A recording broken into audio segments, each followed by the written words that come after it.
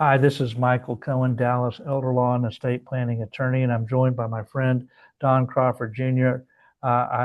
This is a video cast or whatever you want to call it, a podcast. It's here on YouTube, which we just started doing so that's why we're calling it. We don't know what to call it nowadays. Bear with us if I'm challenged in what I should be calling it. Today's topic is the first approved blood test for Alzheimer's to determine Alzheimer's.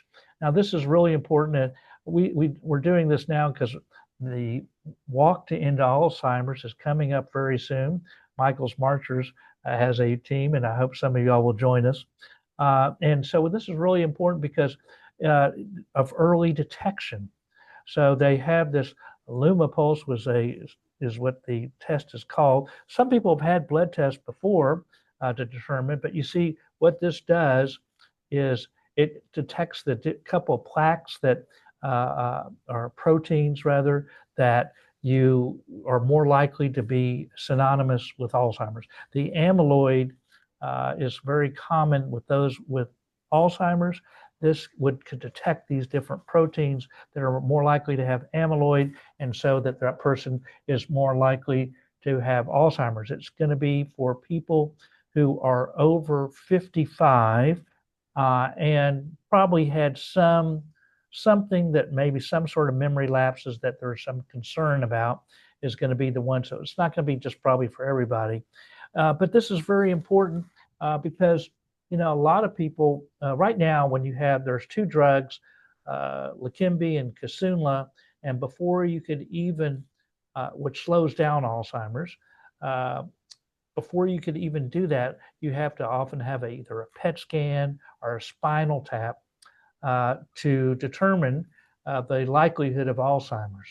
And that's very intrusive. And, quite frankly, it makes people shy away from it. Whereas if you just had a blood test, well, now it's not just your normal blood test. We don't even know what the price of this thing is because it just was approved a couple months ago, and it was approved by the FDA. So unlike other blood tests, this is the first approved uh, blood test. So this means that it's more likely to be used in the future, and that's a good thing. One of the problems we've seen is I happen to be chair of the Alzheimer's Association, so this is near and dear to my heart, and so one of the problems that we've noticed is people to try to examine all sorts of groups to determine if they're more likely, and some groups, some more diverse groups, have been less likely to be gone through the testing. So it's harder to determine if groups of different ethnicities or races are more likely or more prone. Well, when you have a blood test, as opposed to, which will probably, I would like to think, would be cheaper than spinal taps and PET scans, that you're more likely to have a more diverse group, and so this is going to advance.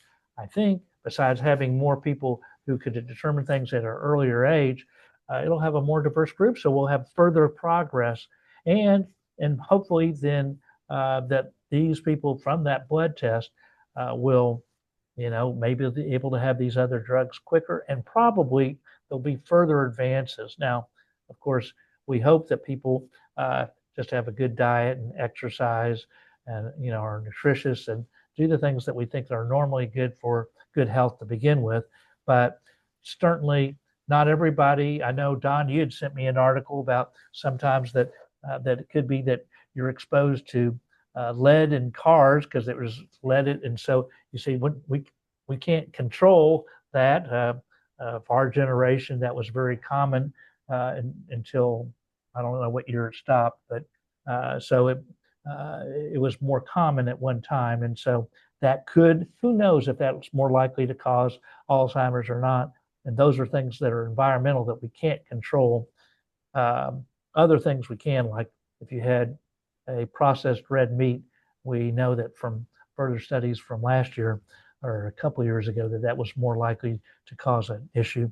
But anyway, so we feel like that this blood test is going to just advance things a little bit quicker. We've done the program, the radio program for decade, maybe a decade and a half or so. I always used to joke with you at the beginning and say your name, Michael, and I'd throw an initial in there and make something up. But it really is, it's almost should be Michael P. Cohen because P stands for preparation. And this is what you, I don't think I've ever said this ever on the air, but you prepare people, hope for the best, prepare for the worst. And that's what you do. And Alzheimer's may do that, whether you're estate planning or someone getting Alzheimer's or you're getting Alzheimer's. It's that preparation that's so critical. Sarah, my wife, and I had a Zoom call this morning right here, and we spoke to our accountant, and she had her dog that went on to be with her parents because she couldn't take care of the dog any longer, and the dog has dementia. And Alzheimer's is the most common form of dementia. So that's very, very scary. And but even dogs and cats get them. So if they can get them, you can get them, and you need to be prepared. Yeah, I'm glad when you say prepared, I'm glad you just didn't say preparation H, but Right. uh, Thank you. I'm glad that that wasn't with my name, but I guess, well, I'd say it all comes out in the end, but that'd be a Mhm. wrong story. That'd be a different story. um, yeah, no, I thank you for that. We try, and it's from an estate planning perspective. That's why you have to get things at an early stage because, when while you still have capacity. Some people already question capacity once you've been diagnosed with any type of dementia. So here, if you get the early stages, you could do different things to plan because I had a conference this morning where dad was in independent living, but he said, oh, gee, while he still has capacity, he has the beginnings as dementia. We could do different things to protect assets in the future. And this is what we could do. Oh, with this power of attorney, remember, in most powers of attorney, they just have statutory language.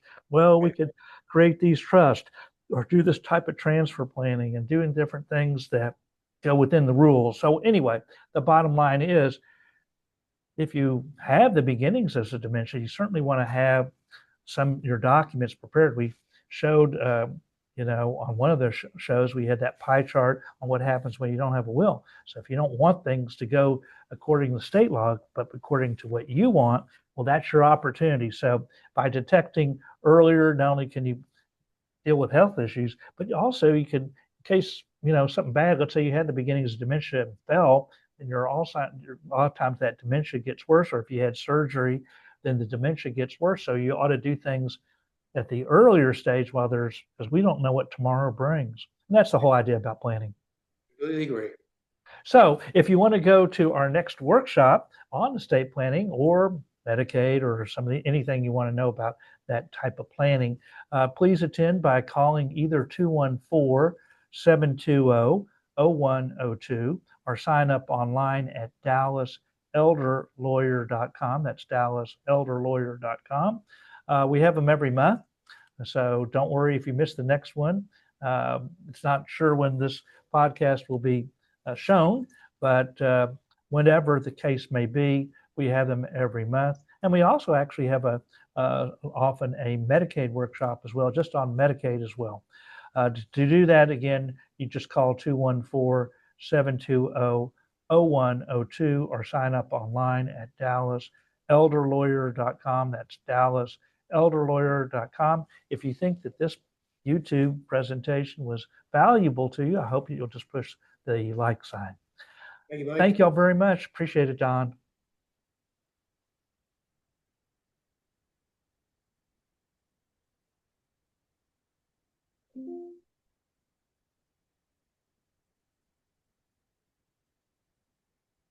Still recording.